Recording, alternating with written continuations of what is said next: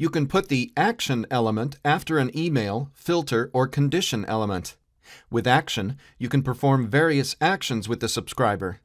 You can move a subscriber to another mailing list if the start of the series is adding a subscriber to a mailing list, copy a subscriber to another mailing list without deleting them from an existing one, remove a subscriber from your mailing list, change a variable.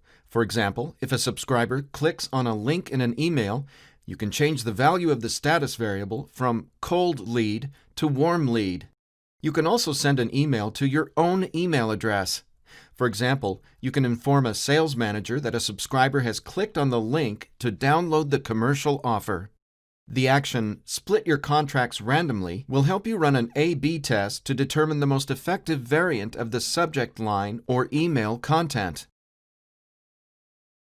Using the Send webhook action, you can send information about auto-forwarding events to external systems, such as a CRM platform.